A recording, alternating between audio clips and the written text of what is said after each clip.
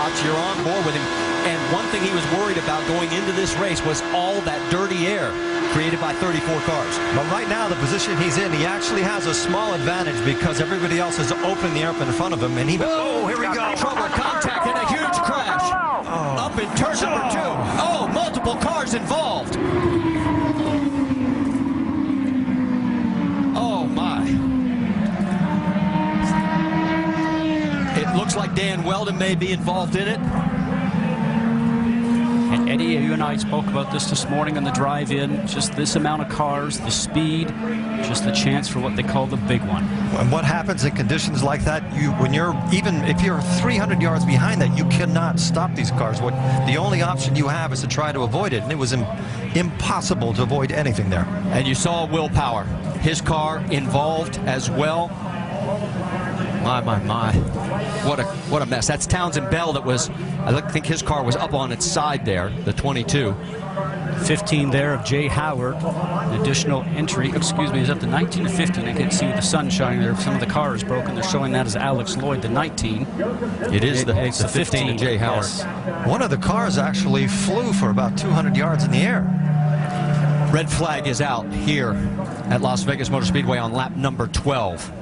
And from high above, you can see the carnage. We talk about the car going through the air. Eddie, you know that these cars run so low down to the ground. We mentioned before, we saw them hitting the ground and sparking, that anything underneath the car, underneath the floor, underneath the tub, really just gets the air underneath the car itself, and up it will go. We saw J.R. Hildebrand out of his car. There is Dario Franchitti. Somehow he managed to get through the carnage, but Sure, guys, I mean, there's just nothing I can do. willpower did not. 10-4. They are going to stop you at pit lane on the right-hand side. They want the drivers to stay in the cars. What Franchitti was alluding to is there's nothing you can do avoiding the debris that's on the track. Well, there is debris everywhere. You can see just how many cars are literally torn apart.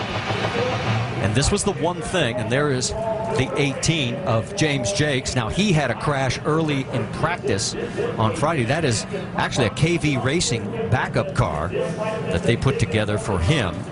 Now, I don't see much damage on there, but he's out of the cockpit. And look at this from high above. And this was the one thing we were fearing when we saw qualifying and the two championship contenders in the middle of the field. A big crash like this early in the race. What happens in accidents like this is that a single mistake by anybody, which might be dirty air, could be anything, multiplies itself so fast that you start accumulating cars. There's no way that you can control what happens. Once you start spinning at those speeds,